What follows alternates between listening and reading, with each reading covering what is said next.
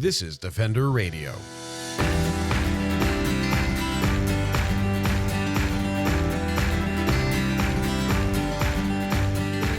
I'm Michael Howie, and this is Defender Radio, the podcast for wildlife advocates and animal lovers, brought to you by the Fur Bearers. Mink fur farms are a virus's favorite place. There's lots of opportunity to transmit, mutate, and lead to more virulent strains that threaten public health. With ongoing news coverage of the devastating economic and welfare impacts of H5N1 or avian flu, the reintroduction of the Mink Virus Act to the United States Congress is well-timed. To share what this legislation is about, why it matters, and how people on both sides of the border can support it, Devan Schowe, Campaigns Associate for BornFree USA, joins Defender Radio. Let's get started with what the Mink Virus Act is and what it's aiming to achieve. The Mink Virus Act is a piece of legislation that would ban fur farming of minks throughout the United States on a federal level. And it has been presented on the grounds of public health and safety. Since after the COVID-19 pandemic, we have learned that minks are vectors that can pass COVID-19 and other respiratory viruses between them and also to humans. So this piece of legislation would ban fur farming, and it would also implement a phase-out period for fur farmers that would involve compensation and sort of a transition period after that legislation is enacted, so that the fur farmers have an easier time adjusting and are financially covered during that transition period. Yeah, and those transitions to me, and I think most folks, make a lot of sense because these are people who have a good skill set and have property, have facilities, or even infrastructure for agriculture. And we've read some fascinating stories out of Europe where I think one of them's a strawberry grower now. One of them turned into a brewery, like just all kinds of opportunity available. They just might need a little bit of support during that transition. And it seems pretty reasonable to give it to them if we're saying, you can't do this thing anymore. Absolutely. We'll help you do the next thing. Yeah, absolutely. And the other thing I'd like to highlight is that real fur, the purchase of real fur for fashion is on the decline pretty steadily over the last decade. So it is really kind of a dying industry in a lot of ways. And I think while it is a hard thing to go through for any business owner, that's their livelihood, we of course want to acknowledge that part of it. It is a slowly dying industry. And so I think it is a good move for a lot of fur farmers to just, transition out of the industry as a whole altogether and potentially find something that ends up being more profitable for them, that is also more ethical and more sustainable. And I made this mistake several times when posting our first article about it and writing my emails to you. The Mink Virus Act, the virus is all capital letters. And my brain really wanted mink to be all capital letters. I don't know why. That's the mistake I kept making. But I'm curious, can you explain the virus acronym and why it's fitting? Yes. So the virus acronym stands for Vectors for Infection Risk in the United States Act. So it is referring to how minks are able to act as really effective vectors for transmitting certain diseases and certain viruses to humans. So that's why they are the focus of this legislation, because other animals are, of course, farmed for their fur, like sables and foxes and rabbits. But minks, and we would like to see the abolishment of all fur farming for every animal species, of course, eventually. But minks really do pose the largest risk to public health and safety at this time in regards to COVID-19 and also in regards to bird flu, which we've seen really uptick in recent years. So it is really referring to the fact that minks have a very similar respiratory tract to humans. And so that makes them very capable of getting the same diseases we do, hosting them. And then once that virus or disease is spread amongst a population of minks separate from humans, that's when that virus is then able to evolve and adapt to the hosts better. So when it's transmitted back to humans after being spread between minks for a certain period of time, that virus is then even more contagious and potentially more deadly for when humans then get it again. And it's a different, more evolved strain. And been the big fear since the pandemic occurred. It has long been a big fear for virologists who study viruses, and it's just one mutation away from changing life on this planet in a significant way. But even for folks who aren't necessarily in on the welfare side of this, I just did a quick search, and it looks like in the US since 2022, talking about H5N1, avian influenza, which has been in the news a lot, over 166 million birds have been lost.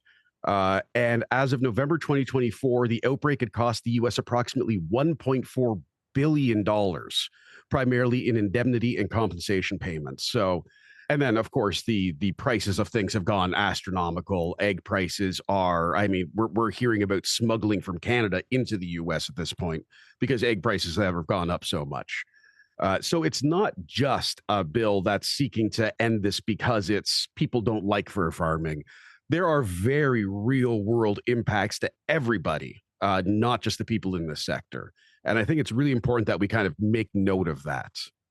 But I did notice as well that the bill was reintroduced this year. Can you give a bit of history on what came before where we are now? Yeah. Which is a weird way of asking that. Yeah, sure. So the original legislation for the Mink Virus Act was first introduced back in 2023. And that was really the first time that we had seen any official legislation that would attempt to regulate fur farming in any way in the United States. So in other countries, for example, after the initial outbreak of COVID-19 starting in 2020 in Europe, after the outbreaks got so bad, specifically after outbreaks occurred on mink fur farms over there, like in places like Spain and the Netherlands, those nations made moves to start banning fur farming and the sale of fur over on that side of the world. So they were really taking concrete steps to start banning this practice way back when it was starting to become more of a problem. In the US, it has not been the same. We have not followed suit in the same way in terms of attempting to regulate this practice more, which is really unfortunate. So we have seen a lot more progressive actions outside of the US, unfortunately. But in the US, California was the first state to ban the sale of new fur, but it still hasn't made any steps to ban fur farming as a practice. So there's really just California that has hopped on that bandwagon. And then there have been various cities across the US that have also chosen to ban fur farming or the sale of fur. So that's places in Massachusetts, places in Florida, places in Michigan have made those steps. But unfortunately, it hasn't become a nationwide effort until this piece of legislation, the Mink Virus Act, was introduced in 2023. And then after that first introduction, kind of referred to different committees in agriculture. And then it's just been reintroduced in this year, 2025. So we're hoping to see it gain more traction and more support in this year. And what kind of opposition has there been to the bill and the overall effort to curb fur farming in the US? Yeah, it's tricky because the success of bills and the time it takes to pass them into law depends on a lot of different things, and it can be a very lengthy process, I'm sure, as you know. So some factors that are working against it are that a lot of the time bills involving animals are not considered priorities. So we were hoping that having this bill on the main grounds of public health and safety for humans would really be a pivotal move and foundation for this bill to make it farther. So yeah, you see kind of the shift in priorities if animals are involved, which is unfortunate. And then simply just fur farmers, I think, are concerned, rightfully so, about their livelihoods. So that is also working against this legislation getting passed. So really just increasing public awareness about the fact that fur farming is still an ongoing practice in the US, which I think a lot of people just don't think about now. They think it's kind of an archaic process and it has been outlawed or regulated in some way, but that's just not the case. So that's why we really do need this legislation very badly. It is surprising how few people understand that fur farming is an active, ongoing process. Do you think that's an issue of priority in day-to-day life for people where we're getting an onslaught of information, particularly political information these days, and it's sort of just one of the many things that is sort of piling up that people need to know about and don't because there's almost too much information? Yeah, I think that has a lot to do with it. I think people now are experiencing a sort of fatigue, a sort of burnout from hearing about these things constantly and things that are not happy to hear about. But I think in a lot of ways, it has continued in the background of a lot of people's lives. So I want to mention also the communities that are affected by fur farming facilities, because people don't often think about those people that are affected just by the operation and existence of fur farms close to where they live. So it can be a lot of rural communities, lower economic communities, minority communities that are affected by the environmental impacts of these fur farming facilities the most. So unfortunately, it's a smaller proportion of people that are seeing these impacts, these devastating impacts that the facilities can have on their land, on their water quality, on the wildlife that surrounds these facilities. So I think it hasn't been an issue that has been prioritized because people just don't see it. And there's just not as much information about it out there as we would want it to be. So that's been part of our mission, is just to create more resources to help increase public awareness about why fur farming facilities are environmentally bad and why they're ethically bad and why they're bad for public health and safety. Yeah, we've really just been collecting all this data and sharing it recently so that we can just use that to help lawmakers understand, to help more people, just average people understand, and to make them care, because it really, at the end of the day, it impacts a lot of us, a lot more of us than I think people realize. Absolutely. And it's especially when you start looking at the science of how tributaries and things like that work, everything that we're dealing with outside of a fur farm is eventually affecting everyone. Mhm. I had the good fortune of going to Nova Scotia, which was Canada's fur farm capital, still is very much, even though there's about a third as many farms now.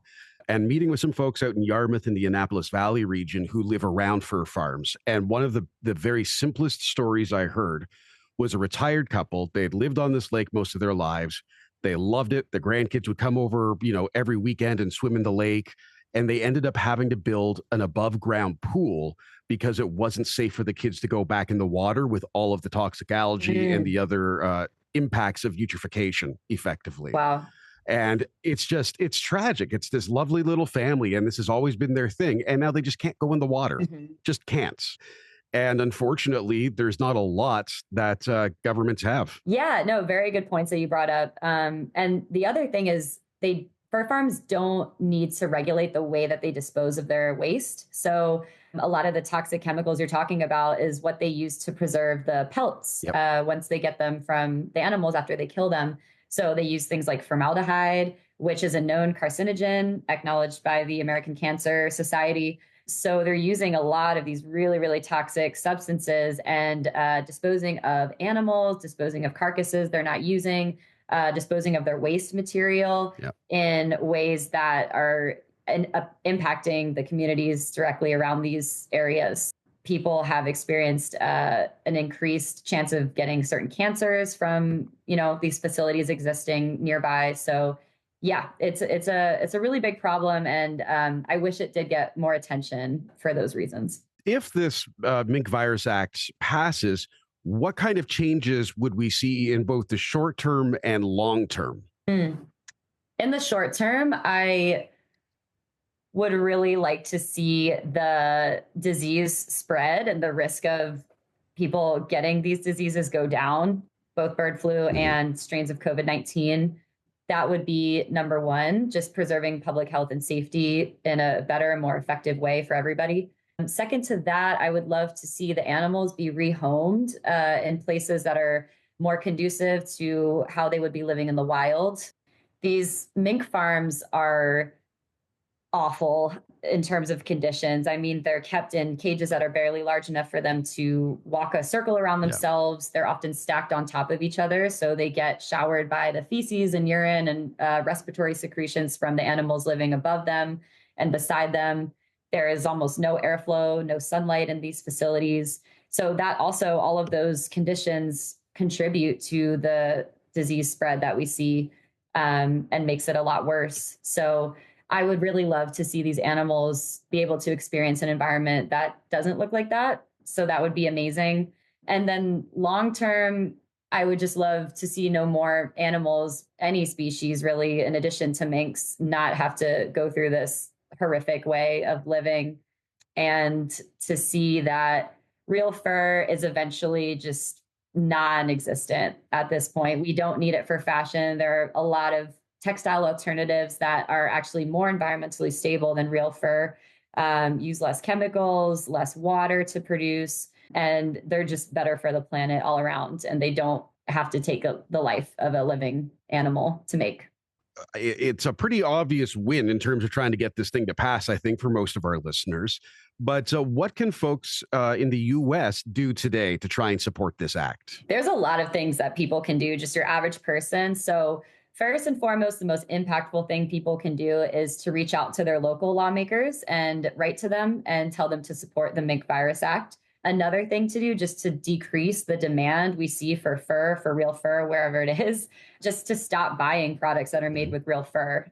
There are certain things you can do to validate whether or not it's real fur. Sometimes it's listed on the tag of the item. Sometimes you can tell by appearance or just asking the manufacturer. So really just decreasing the demand even more for these products would be amazing.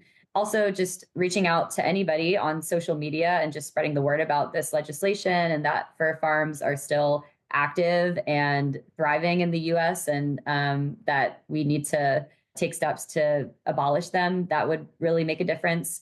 And then also just working with local retailers to stop selling real fur and switch to fur alternatives that could be more economical for them as well.